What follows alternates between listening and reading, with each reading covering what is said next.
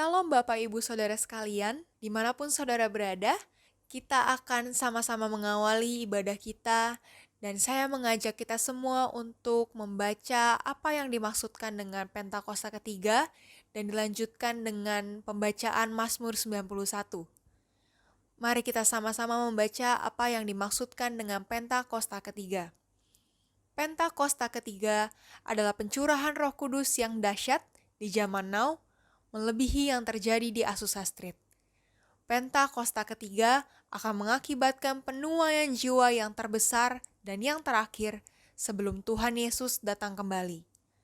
Pentakosta ketiga akan membangkitkan generasi Yeremia, yaitu anak-anak muda yang dipenuhi Roh Kudus, cinta mati-matian kepada Tuhan Yesus, tidak kompromi terhadap dosa, dan akan bergerak untuk memenangkan jiwa. Pentakosta ketiga lahir di Indonesia dan bergerak ke bangsa-bangsa. Gerakan ini dari timur ke barat dan akan kembali ke Yerusalem. Pentakosta ketiga akan memberikan kuasa untuk menyelesaikan amanat agung dan setelah itu Tuhan Yesus datang kembali.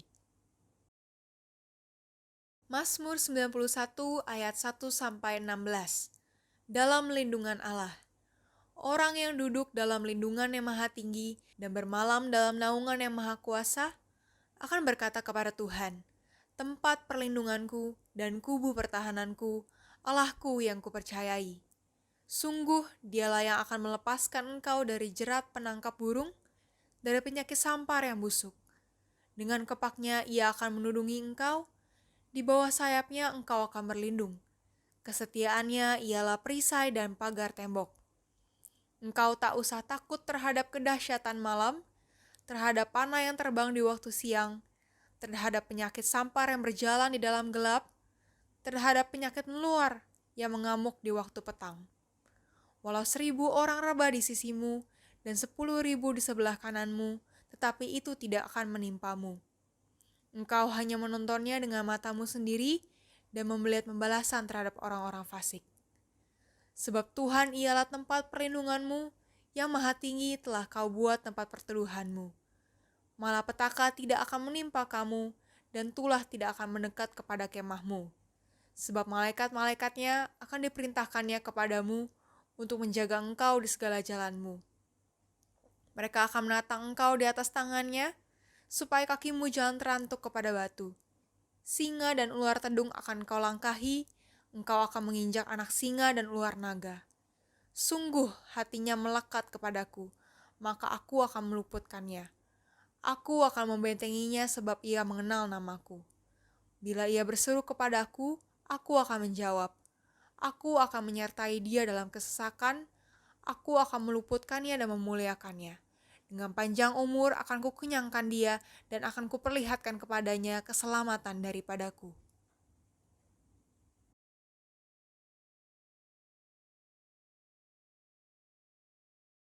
Shalom, apa kabar saudara?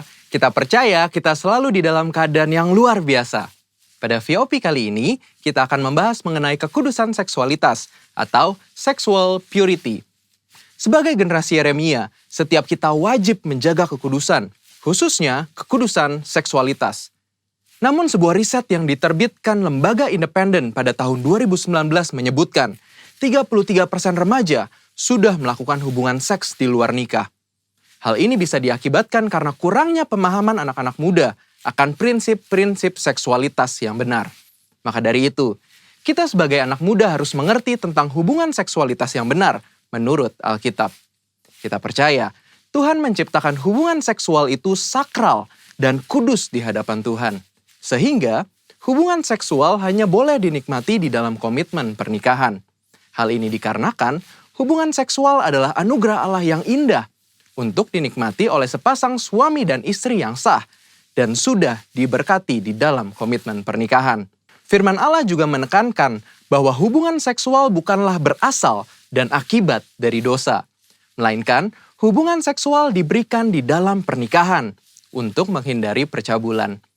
Prinsip yang lain adalah hubungan seksual harus dipersembahkan untuk kemuliaan Allah. Kita harus mengerti bahwa hubungan seksual bukanlah sekedar kepuasan fisik semata, Namun hubungan seksual memberikan pengertian hubungan yang mendalam antara suami dan istri. Karena hubungan suami dan istri adalah gambaran hubungan Kristus dengan jemaatnya. Setelah mengerti prinsip kekudusan seksualitas yang benar, selanjutnya penting bagi kita anak-anak muda untuk memulai dan menjalani hubungan pranikah atau berpacaran secara bertanggung jawab di hadapan Tuhan. Ada beberapa perbedaan yang paling mendasar dari hubungan pranikah atau pacaran secara duniawi dan hubungan yang bertanggung jawab di hadapan Tuhan. Perbedaan pertama adalah pacaran duniawi hanya bertujuan mencari pengalaman dan kenikmatan dalam percintaan saja. Namun pacaran yang bertanggung jawab kepada Tuhan melihat hubungan pacaran sebagai persiapan untuk menuju ke arah pernikahan. Perbedaan kedua adalah pacaran menurut dunia hanya mengutamakan keintiman dan kepuasan fisik. Tetapi pacaran yang benar harus mengutamakan keintiman rohani dan emosi. Perbedaan ketiga adalah dalam hal komitmen, hubungan pacaran secara dunia hanya berorientasi kepada masa kini, sehingga mudah terjadi perpisahan ketika timbul konflik. Namun hubungan pranikah yang bertanggung jawab kepada Tuhan harus berorientasi kepada masa depan. Perbedaan-perbedaan ini adalah dasar untuk kita membatasi segala bentuk keintiman jasmani dengan kesadaran bahwa hubungan pacaran atau pranikah belumlah mengikat. Mengapa penting untuk setiap kita menjaga kekudusan, khususnya kekudusan seksualitas? Firman Tuhan di dalam 1 Korintus 6 ayat 19 dan 20 berkata, "Atau tidak tahukah kamu bahwa tubuhmu adalah bait Roh Kudus yang diam di dalam kamu? Roh Kudus yang kamu peroleh dari Allah, dan bahwa kamu bukan milik kamu sendiri, sebab kamu telah dibeli dan harganya telah lunas dibayar. Karena itu, muliakanlah Allah dengan tubuhmu." Kita harus mengerti bahwa tubuh kita adalah bait Roh Kudus dan Tuhan sudah menebus setiap kita. Sehingga sudah seharusnya kita memuliakan Allah dengan tubuh kita. Dan salah satu caranya adalah menjaga kekudusan, khususnya kekudusan seksualitas. Menjaga kekudusan juga adalah bentuk ketaatan kita kepada Allah. Selain itu juga, saat kita hidup kudus, Tuhan secara khusus bisa pakai kita untuk maksudnya yang mulia. Sebagaimana ditulis di dalam 2 Timotius 2 ayat 21 dan 22. Jika seorang menyucikan dirinya dari hal-hal yang jahat, ia akan menjadi perabot rumah untuk maksud yang mulia. Ia dikuduskan, dipandang layak untuk dipakai tuannya, dan disediakan untuk setiap pekerjaan yang mulia.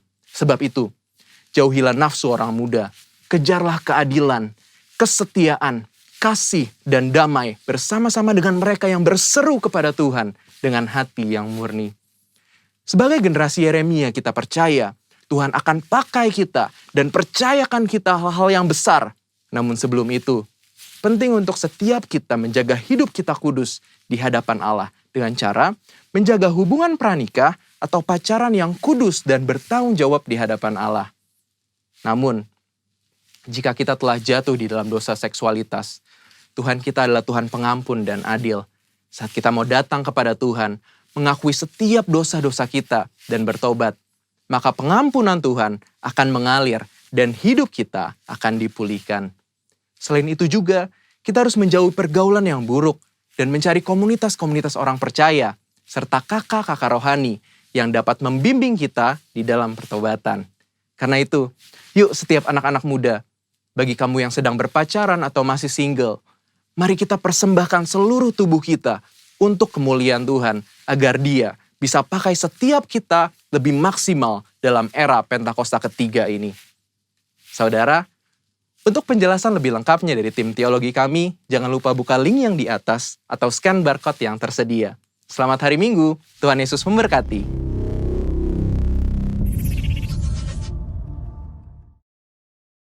Puji Tuhan, Shalom. Apa kabar Bapak Ibu Saudara yang kasih Tuhan? Kita sudah ada di minggu kedua, kita mau bersama-sama memuji menyembah Tuhan. Mari saudara kita siapkan hati kita bersama-sama bersatu dalam doa. Bapa, dalam nama Tuhan Yesus, terima kasih buat kebaikan-Mu Tuhan. Di pagi hari ini Tuhan, kami mengundang kerajaan-Mu datang di tempat ini Tuhan. Biar kasih-Mu boleh kami rasakan Tuhan Yesus. Terima kasih Tuhan, terima kasih. Engkau yang mengubahkan ratapan kami menjadi tari-tarian, duka cita kami menjadi sukacita. Sebentar kami mau menari buat Tuhan, kami mau bersukacita di dalam Engkau Tuhan. Terima kasih Tuhan, terima kasih. Dalam satu nama Tuhan Yesus Kristus, haleluya, haleluya. Sama-sama kita katakan, amin. Mari kita bersukacita, kita bersyukur padanya dan pujilah namanya. Yang percaya sama-sama katakan amin. Bahwasannya untuk selama-lama-lamanya kasih setianya dalam hidup kita. Sama-sama katakan, na na na na na na na na na na na na.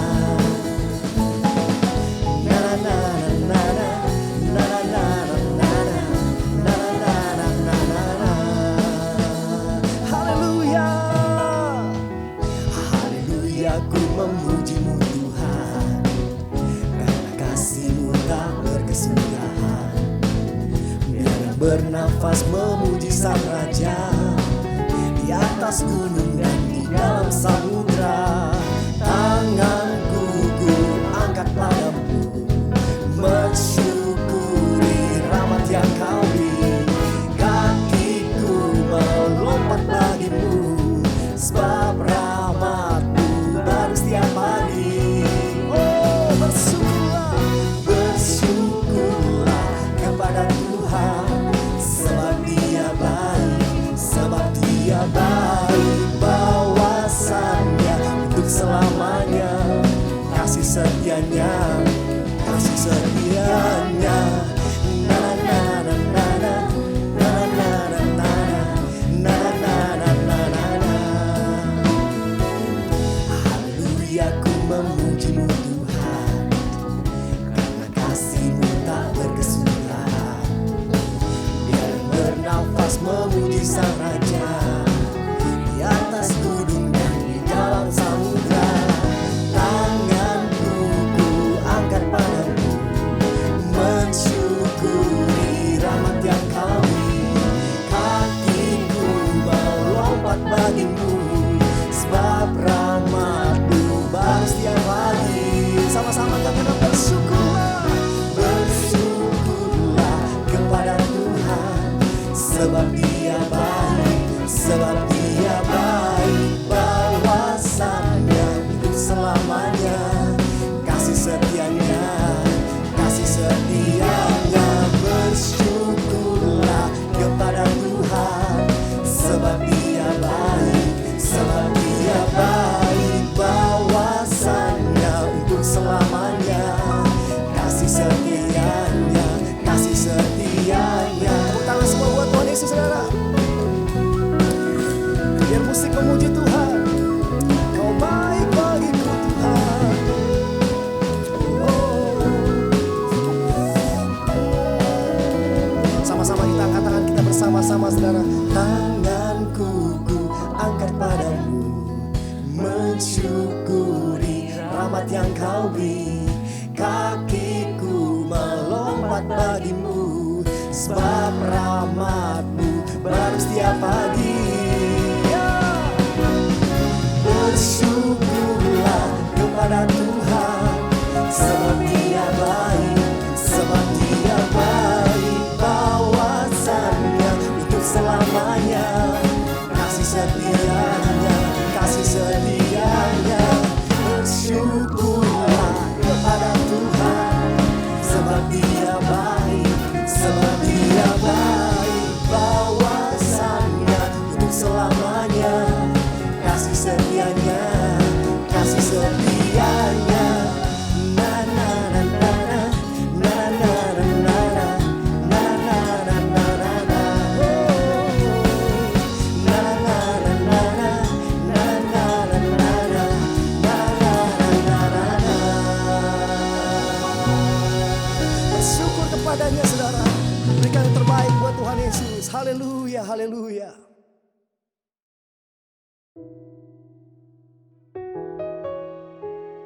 Terima kasih Tuhan. Saat indah ku berhadapan dengan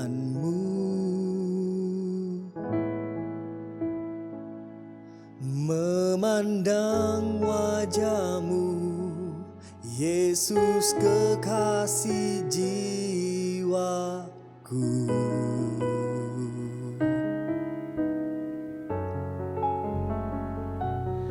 Bawa daku erat dalam pelukanmu,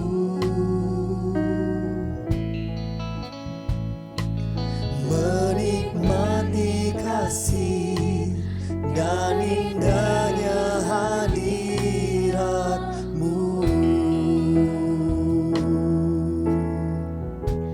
Hadiratmu Tuhan, ku rasakan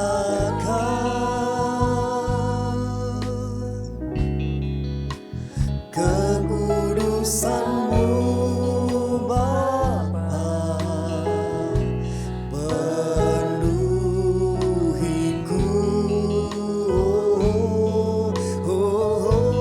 Ku rindu selalu diam dalam bait-Mu, menikmati kasih anugerah-Mu.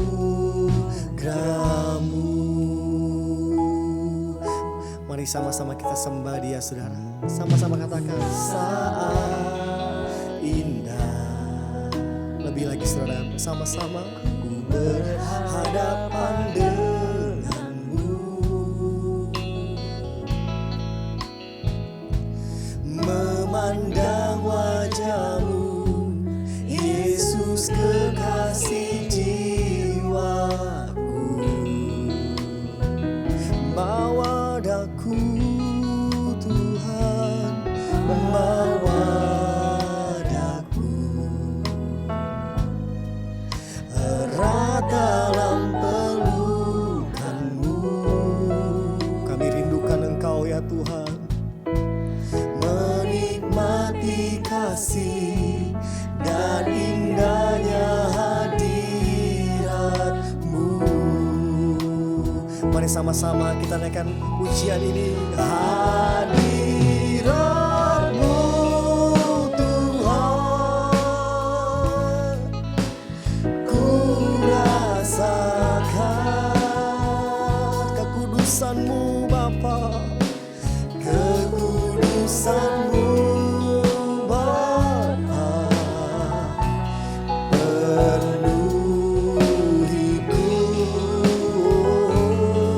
Ku rindu selalu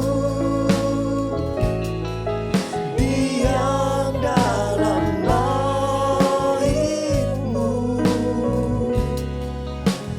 menikmati kasih anugerah-Mu. Mari sama-sama saudara katakan, hadirat-Mu Tuhan. Ini yang kami rindukan Tuhan, ini yang kami nanti-nantikan ya Tuhan. Haleluya, haleluya. Kekudusan-Mu Bapa, penuhiku. Kami rindu selalu, ku rindu selalu diam dalam bait-Mu, menikmati kasih anugerah-Mu. Mari sama-sama kita sembah Dia, saudara. Mari sembah Dia. Hadirat-Mu Tuhan, ku rasakan biar kekudusan-Mu Bapa, kekudusan-Mu Bapa, penuhiku. Kami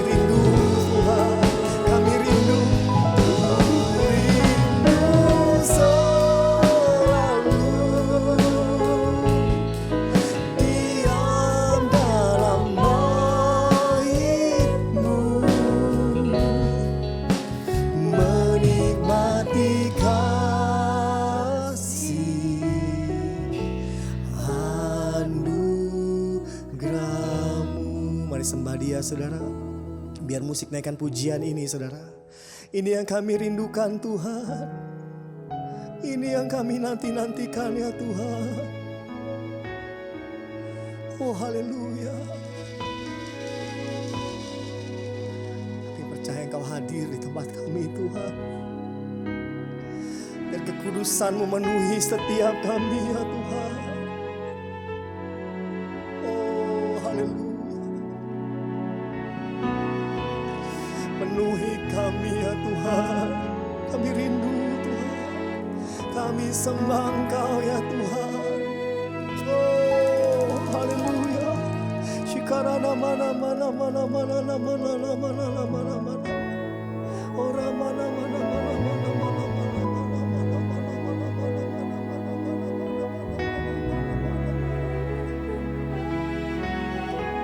Terus Tuhan, kami rindukan hadirat-Mu.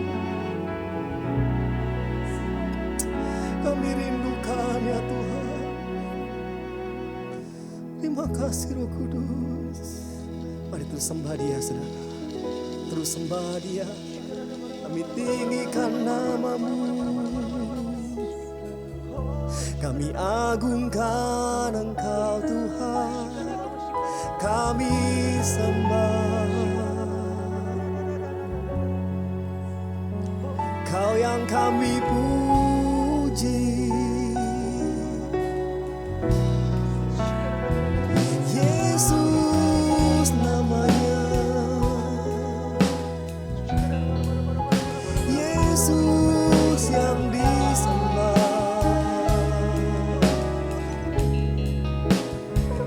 Ini kami datang Tuhan. Penuhi setiap kami. Hadirat-Mu.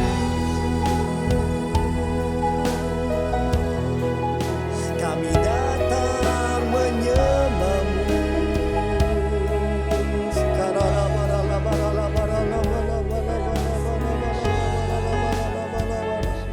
Ora mana-mana takarana mana-mana.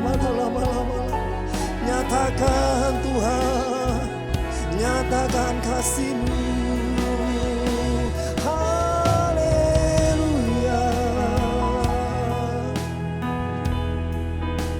Oh haleluya.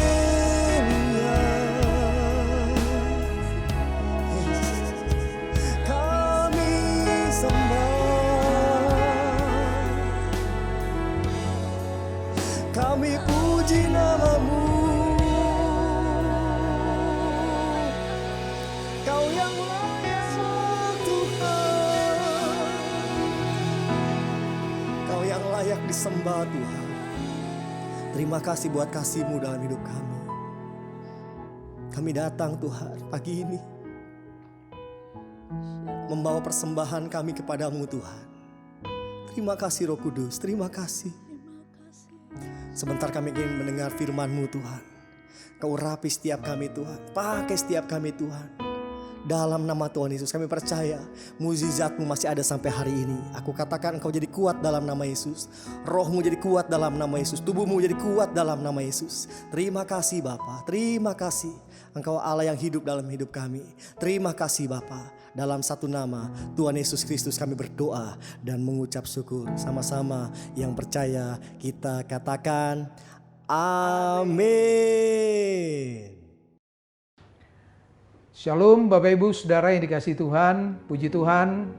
Hari ini kita boleh bersama-sama beribadah. Saya percaya 2-3 orang berkumpul di dalam namanya Dia hadir. Berapa banyak Bapak Ibu Saudara yang percaya bahwa hari ini Tuhan hadir di tengah-tengah kita. Mari siapkan hati kita, kita arahkan pandangan kita, telinga kita, perhatian kita hanya kepada Tuhan. Nah Bapak Ibu Saudara yang dikasihi Tuhan, pagi hari ini kita coba renungkan firman Tuhan. Saya mau ajak Bapak Ibu Saudara kita buka dari kitab Roma 5 ayat yang ke-5. Bapak Ibu Saudara boleh buka Alkitab di rumah. Saya akan bacakan. Dan pengharapan tidak mengecewakan karena kasih Allah telah dicurahkan di dalam hati kita oleh Roh Kudus yang telah dikaruniakan kepada kita. Perhatikan baik-baik, pengharapan tidak mengecewakan. Kenapa? Karena kasih Allah telah dicurahkan di dalam hati kita oleh Roh Kudus yang telah dikaruniakan kepada kita. Nah, Bapak Ibu Saudara yang dikasihi Tuhan, ada banyak hal yang kalau kita mau jujur sepanjang tahun ini, kalau kita nggak ngerti apa yang Tuhan sedang kerjakan hari-hari ini, kalau hubungan kita itu tidak baik dengan Tuhan, kita akan kecewa kepada Tuhan. Karena tiba-tiba, saudara perhatikan di awal tahun tiba-tiba COVID yang nggak kelihatan kecil dan kalah karena sabun, ya karena minyak hand sanitizer, tapi itu bisa membuat kacau semua. Sepanjang tahun ini orang-orang jadi kehilangan mata pencaharian, orang-orang kehilangan usaha, ada orang yang sakit, bahkan kehilangan keluarga mereka karena COVID, saudara. Saudara, mungkin awalnya kita anggap itu biasa. Tapi semakin lama kita melihat ini perkara yang serius, saudara. Sesuatu yang menakutkan itu mulai datang di tengah-tengah bumi ini, juga di tengah-tengah anak-anak Tuhan. Tapi hari ini ada kabar sukacita, firman Tuhan berkata bahwa pengharapan di dalam Tuhan itu tidak pernah mengecewakan. Kenapa? Kalau saudara baca ayat berikutnya, Yesus sudah mati bagi orang-orang yang durhaka. Saudara, waktu kita belum percaya Yesus, kita ini orang durhaka. Kita ini orang-orang fasik, kita ini orang-orang yang akan kehilangan keselamatan. Tapi kita bersyukur Yesus datang, dia mati bagi kita, dia tebus dosa kita. Bahkan dia berkata bahwa oleh karena kuasa bilur-bilurnya, setiap kita sudah disembuhkan oleh Tuhan. Saudara, mari hari ini saya mau dorong kita semua, jangan kecewa sama Tuhan. Jangan bilang gini, tapi Tuhan kenapa harus saya, kenapa bukan orang lain? Tapi hari ini sudahlah, lupakan itu. Karena semua itu ada dalam pengamatan Tuhan. Semua itu ada di dalam rencana Tuhan. Dan kalau Tuhan izinkan, Tuhan juga punya cara untuk menolong kita. Saudara sepakat? Saya percaya bahwa firman Tuhan tidak pernah berubah. Amin, saudara. Nah, ada satu cerita di dalam Alkitab. Saya mau ajak kita renungkan firman Tuhan hari ini dari cerita tentang Elia dan janda di Sarfat. Nanti Bapak Ibu Saudara baca 1 Raja-Raja 17 ya, dari ayat yang ke-7 dan seterusnya, tapi ada beberapa ayat saya akan bacakan bagi kita supaya ini boleh memberikan pengertian kepada kita sehingga kita tidak lagi kecewa, tapi hati kita bisa mengucap syukur, hati kita bisa bersyukur kepada Tuhan karena kita percaya di balik semua pasti ada rencana Tuhan yang baik bagi kita. Nah, mari perhatikan ini. Tetapi sesudah beberapa waktu sungai itu menjadi kering sebab hujan tiada turun di negeri itu. Maka datanglah firman Tuhan kepada Elia, bersiaplah pergi ke Sarfat yang termasuk wilayah Sidon dan diamlah di sana. Ketahuilah aku telah memerintahkan seorang janda untuk memberi engkau makan. Nah, mari perhatikan ini. Elia itu nabi besar. Elia itu orang yang bergaul dengan Tuhan. Elia itu dikasih oleh Tuhan. Tapi ternyata Elia juga dia terdampak akibat kekeringan yang terjadi pada zaman itu. Dia juga mengalami apa yang dialami oleh bangsa Israel pada waktu itu. Karena bangsa Israel waktu itu dihukum oleh Tuhan. Karena mereka mulai condong hati mereka kepada berhala pada waktu itu. Sehingga terjadi kekeringan yang luar biasa. Dan saya percaya, kalau sesuatu yang buruk sedang terjadi hari-hari ini, Tuhan itu sedang menegur bangsa-bangsa.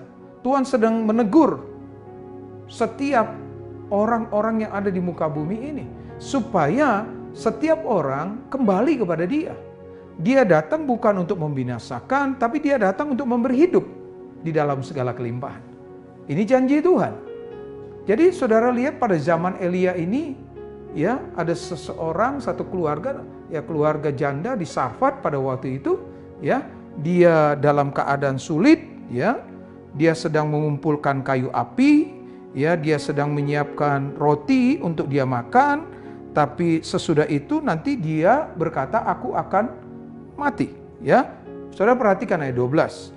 Perempuan itu menjawab, demi Tuhan Allah yang hidup, sesungguhnya tidak ada roti padaku sedikit pun, kecuali segenggam tepung dalam tempayan dan sedikit minyak dalam buli-buli.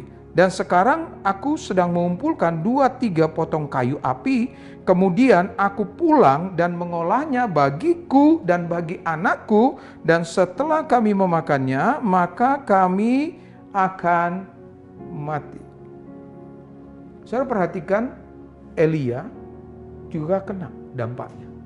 Saudara perhatikan wanita ini, waktu dia ketemu dengan Elia, dia tahu itu nabi. Dia tahu persis. Jadi artinya bahwa wanita ini juga orang yang takut Tuhan. Dia ngerti betul bahwa yang datang ini nabi. Makanya dia bilang, ya, demi Tuhan Allahmu yang hidup. Ya, dia tahu kok ada Allah yang hidup.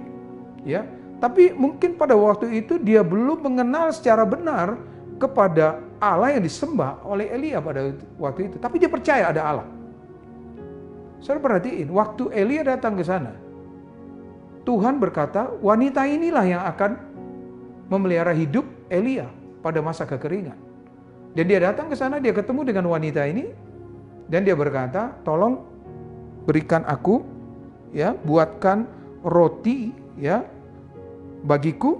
Lalu setelah itu dia berkata kepada wanita itu, ayat 13-nya, tetapi Elia berkata kepadanya, janganlah takut, pulanglah, buatlah seperti yang kau katakan, tetapi buatlah lebih dahulu bagiku sepotong roti bundar kecil daripadanya, dan bawalah kepadaku, kemudian barulah kau buat bagimu dan bagi anak-anakmu. Saudara, kelihatannya cerita ini sepertinya Tuhan lagi bercanda. Udah susah, dibuat susah lagi. Dia udah gak punya makanan, hanya sisa sedikit tepung dan minyak. Dia mau bikin makanannya buat anaknya, buat dia. Lalu dia tahu setelah itu dia gak punya pengharapan lagi. Dia akan mati. Tiba-tiba Elia datang minta air, minta roti. Tapi dengar baik-baik. Kadang-kadang situasi yang kita alami itu bertolak belakang dengan pengetahuan firman yang kita tahu. Kita selalu berkata gini, Tuhan tuh gak pernah datang dengan kecelakaan. Tuhan datang untuk memberi hidup dalam kelimpahan. Dia beri hari depan yang penuh pengharapan. Tapi kenapa?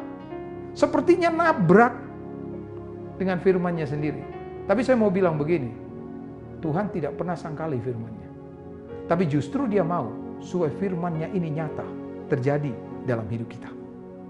Yang setuju katakan amin.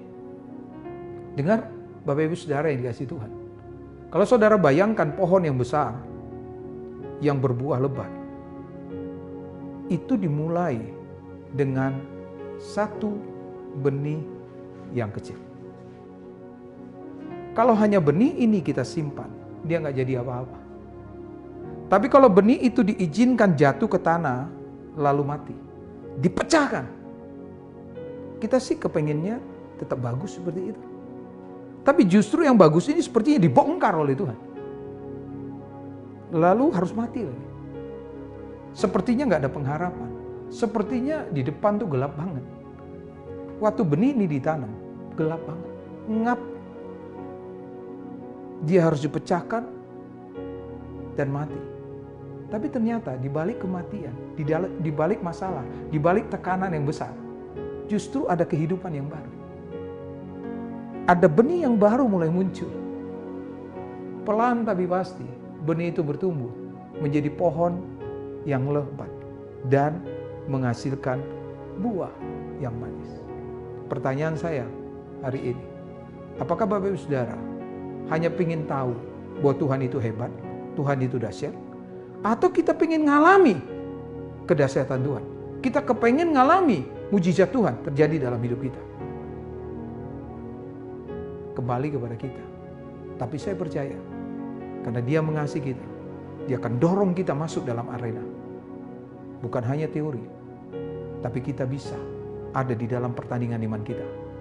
Dan di depan sana ada garis finish, ada hadiah yang Bapa berikan bagi kita.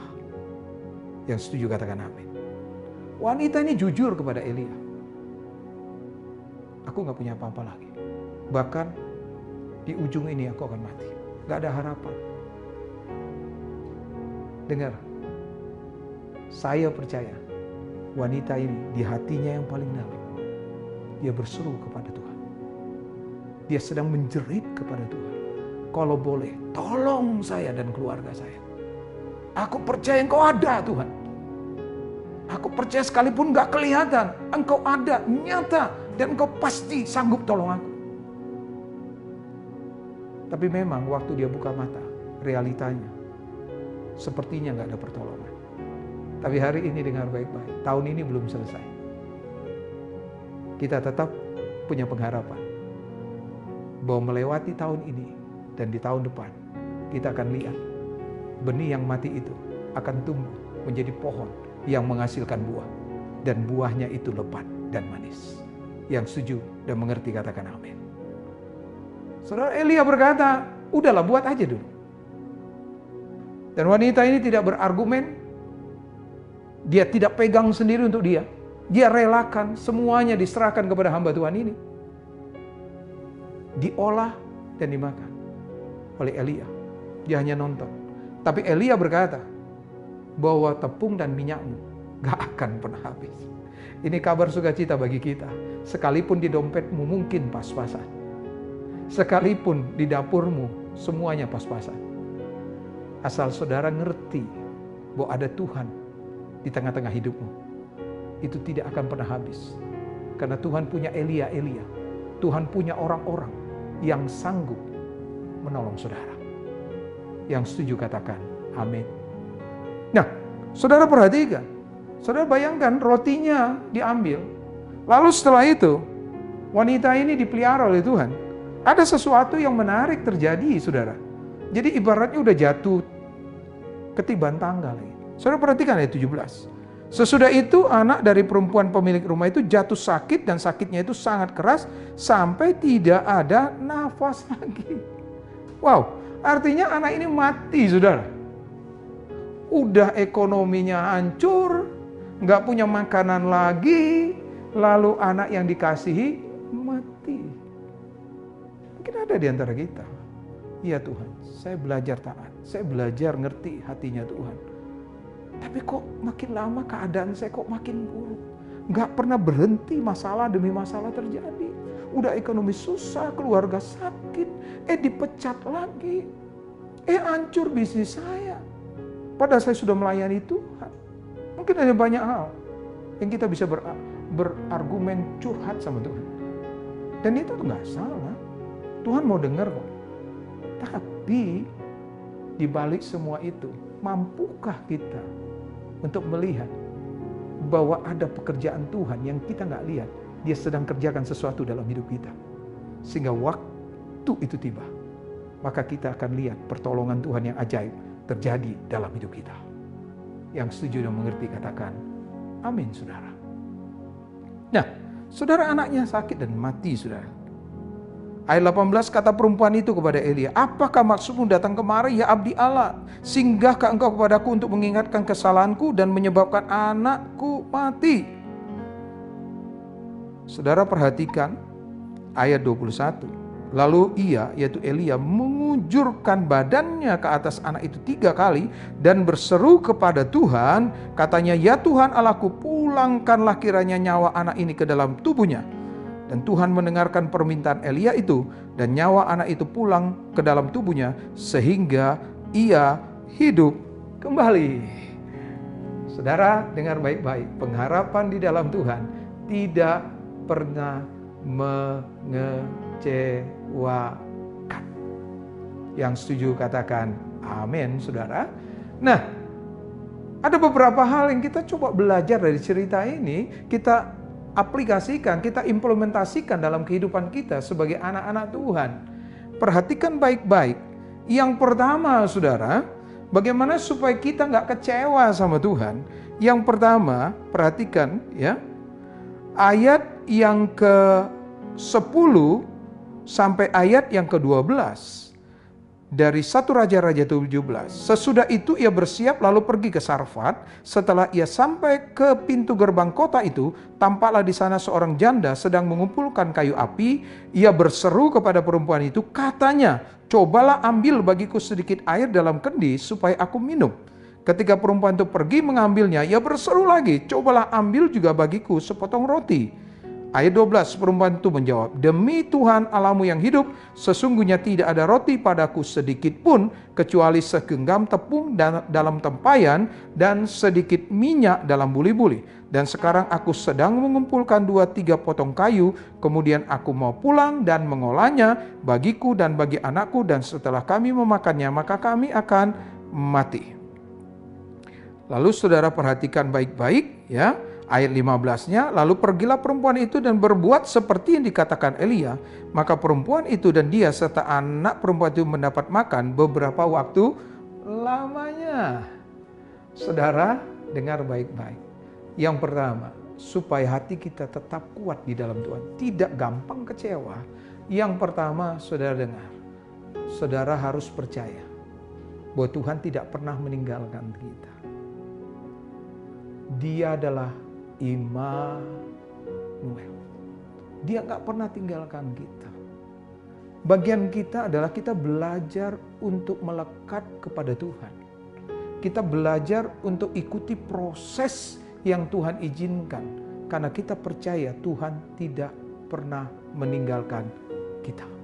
Dia bisa kirim siapa aja untuk menolong kita.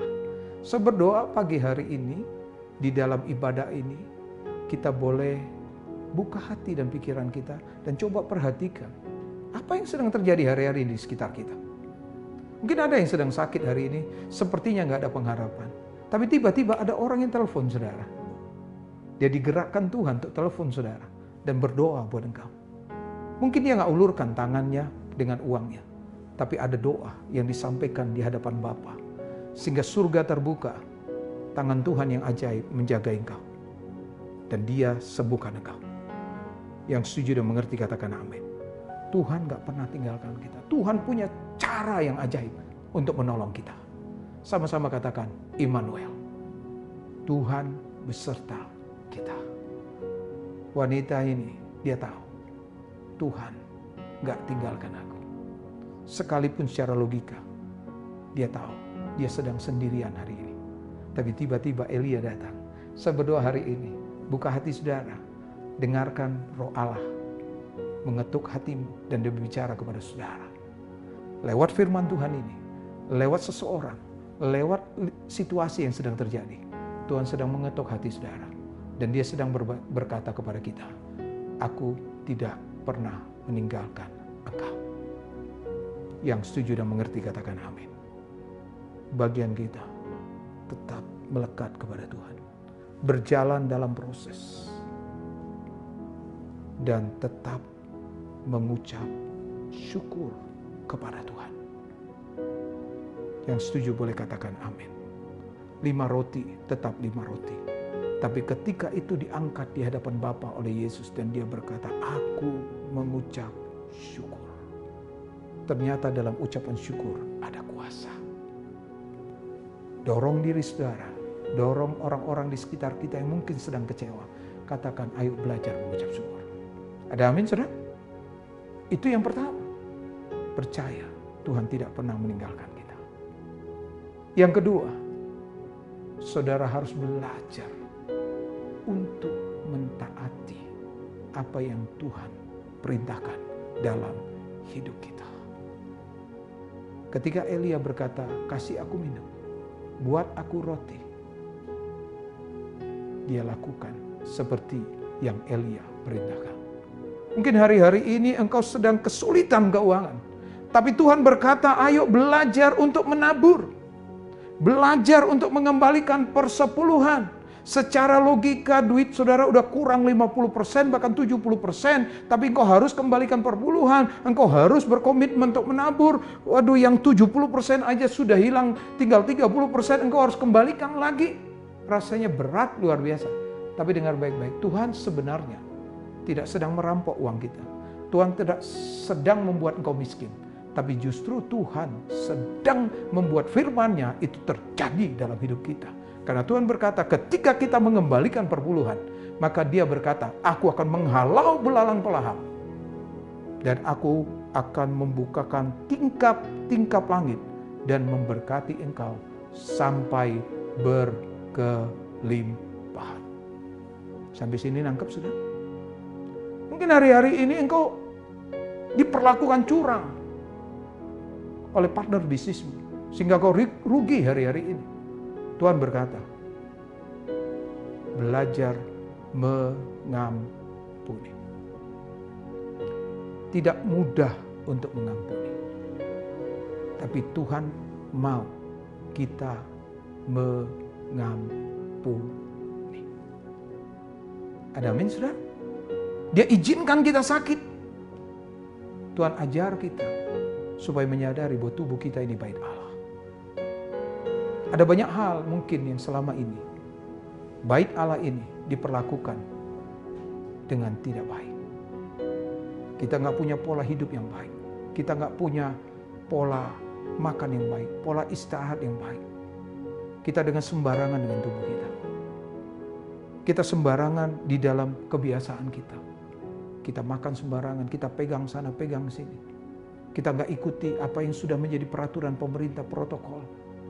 Sehingga tiba-tiba kita kena. Tapi dengar baik-baik, tubuhmu adalah bait Allah. Dan Tuhan pasti sangat rindu supaya tubuhmu itu sehat kembali. Di bait Allah, Yesus mengusir pedagang merpati, menunggang balikan meja penukar uang. Mungkin hari-hari ini tanpa sadar, kita terlalu kompromi dengan keadaan. Kita tahu itu kebenaran, tapi kita gak berani hidup dalam kebenaran. Kita hitung-hitungan sama Tuhan. Dia izinkan sesuatu yang gak enak terjadi. Tapi biarlah hari ini kita kembali kepada kebenaran. Kita lakukan apa yang Tuhan perintahkan. Taati apa yang Tuhan perintahkan. Percayalah, ketika engkau bisa melepaskan pengampunan, maka hadirat Tuhan, kasih Tuhan, damai sejahtera Tuhan akan turun atas hidup kita. Ketika kita mengembalikan persepuluhan, maka blessing surga terbuka dan memberkati engkau. Ketika engkau menabur dan menabur dalam masa paceklik, satu hari engkau akan lihat taburanmu menjadi kebun buah-buahan. Orang ngalami kekeringan, engkau ngalami tuaian besar. Justru di masa-masa sekarang ini, ambil kesempatan, engkau lebih banyak menabur. So, satu hari engkau akan lihat tuaian terjadi. Yang setuju dan mengerti katakan, amin.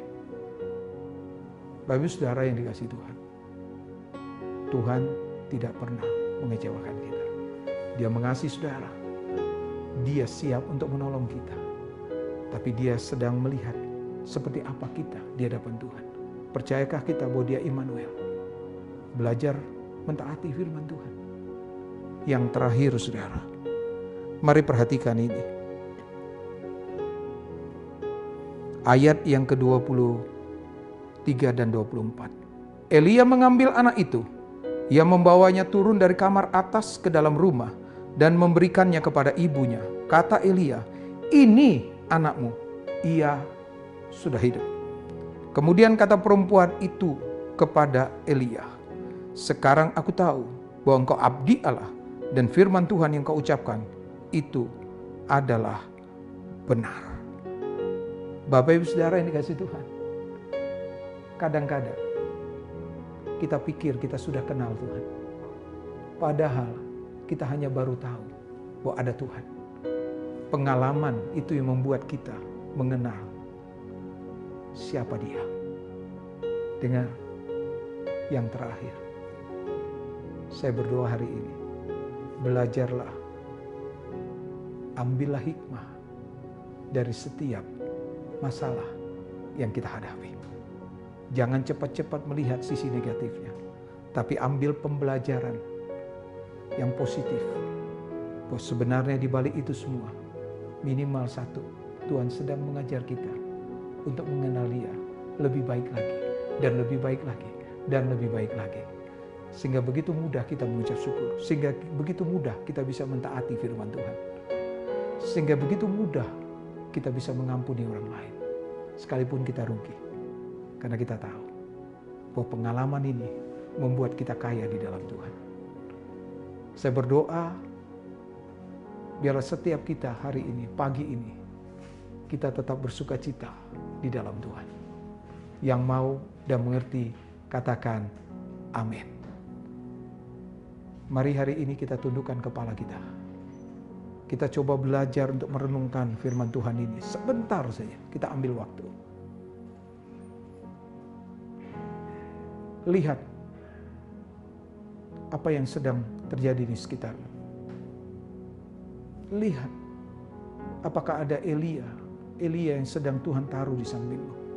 Yang sebenarnya mungkin kau gak terlalu kenal orang itu. Mungkin kau tidak terlalu karib dengan orang itu. Tapi justru dia ada di sampingmu. Minimal dia berdoa buat engkau. Minimal dia memberi dorongan yang kuat bagi engkau. Yang selama ini engkau pikir bahwa gak ada orang yang peduli dengan engkau. Tuhan punya Elia untuk menolong saudara. Saudara lihat hari-hari ini bagaimana tingkat ketaatanmu di hadapan Tuhan. Mari hari ini berkata, Tuhan, aku mau mentaati firman-Mu. Sekalipun itu sepertinya gak masuk akal. Sekalipun itu rasanya merugikan aku. Tapi karena Engkau yang perintahkan, aku mau belajar taat ya Tuhan. Aku mau belajar untuk mengambil hikmahnya, pembelajaran yang baik dari setiap masalah yang ada. Karena aku percaya Engkau adalah Allah yang begitu baik dalam hidupku. Terima kasih Tuhan, terima kasih. Terima kasih Bapa. Hamba sudah selesai menyampaikan firman-Mu. Meteraikan itu di dalam loh hati setiap kami. Berkati anak-anak-Mu pagi hari ini Tuhan. Dimanapun mereka bersama keluarga. Apapun persoalan mereka. Tuhan, biarlah tangan-Mu yang hebat, yang ajaib memberkati setiap mereka. Terima kasih Tuhan. Terima kasih Bapa yang baik. Terpujilah nama-Mu ya Tuhan. Di dalam nama Tuhan Yesus, kami sudah berdoa dan mengucap syukur.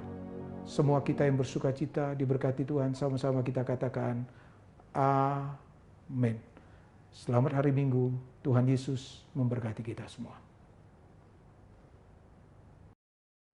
Mari Bapak Ibu Saudara kasih dalam Tuhan Yesus, kita akan bersama-sama terima berkat dari Bapa di surga, arahkan hati dan pikiran saudara, dan angkat kedua belah tangan saudara. Bapak Ibu Saudara kasih dalam Yesus, terimalah berkat kekasih Yesus Kristus. Berkat yang datang dari Allah Bapa di surga, di dalam anak yang tunggal Yesus Kristus, persekutuan, penghiburan, pembelaan, dan bahkan kuasa Roh Kudus menyertai kita semua dari hari ini sampai kedatangan Yesus kedua kali dan bahkan sampai selama-lamanya. Yang percaya berkata sama-sama amin. Selamat hari Minggu dan selamat menikmati kasih Tuhan dan andalkan Tuhan setiap hidupmu, setiap hari. Tuhan Yesus memberkati, Tuhan Yesus memberkati, jagalah kesehatan semua. Haleluya, amin.